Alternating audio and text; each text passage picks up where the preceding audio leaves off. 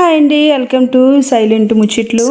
చాలా మంది కామెంట్ చేశారండి చిక్కుడుకాయ కర్రీ ఎలా చేయాలని. ముందుగా అందరికీ థ్యాంక్స్ అండి. నా వీడియోస్ ని మీరు డైలీ చూస్తూ నన్ను సపోర్ట్ చేస్తున్నారు. ఓకేనండి. సో ఇప్పుడు వీడియోలోకి వెళ్ళిపోతాం. ముందుగా స్టవ్ మీద కడాయి పెట్టుకున్నాక ఇంట్లో కాస్త ఆయిల్ వేసుకోండి. పోపు వస్తువులు అన్ని వేసుకోండి. పోపు బాగా వేగినాక చిక్కుడుకాయ దుంప కట్ చేసుకున్నారు కదా, అవం వచ్చి దాంట్లో వేసేయండి. తగినంత ఉప్పు పసుపు వేసుకోండి. పసుపు మాత్రం ఒక స్పూన్ వేసుకోండి. ఆ తర్వాత బాగా మిక్స్ చేసుకోండి. కాసేపు వేగిన తర్వాత మూత పెట్టేసుకోండి. దుంప చిక్కుడుకాయ గుజ్జుగా ఉడుకుతుంది. 5 మినిట్స్ తర్వాత మూత తీసి బాగా కలిపేసుకోండి. మళ్ళీ 5 మినిట్స్ మూత పెట్టుకోండి. చేస్తేనే మంచిగా టేస్ట్ వస్తుందండి. ఇప్పుడు కారం వేసుకోండి. వేసి కలుపుకోండి బాగా. ఇప్పుడు చిక్కుడుకాయ దుంప బాగా వేగిపోయింటది. ఇప్పుడు టమాటా వేసుకోవాలి. టమాటాని ముక్కలుగా కట్ చేసి వేయొద్దు. టమాటాని మెత్తగా పిసికేసి దాంట్లో వేసేయండి. ఇప్పుడు టమాటా వేస్తారు కదా, కొద్దిగా వాటర్ వేసుకోండి.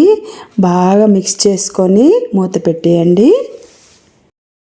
10 మినిట్స్ తర్వాత మూత తీసుకొని కలిపేసుకోండి. గుజ్జుగా ఉడికిపోయి ఉంటుంది. ఇప్పుడు కొత్తిమీర వేసుకోండి. ఇష్టమున్న వేసుకోండి, లేదంటే లేదు.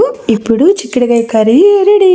మీరు ఖచ్చితంగా ట్రై చేయండి. మంచి టేస్టీగా ఉంటుంది. ఈ చిన్న కుకింగ్ బ్లాగ్ మీకు నచ్చితే కామెంట్ చేయండి, లైక్ చేయండి, షేర్ చేయండి. ఇలాంటి వంటల కోసం సబ్స్క్రైబ్ చేసుకోండి.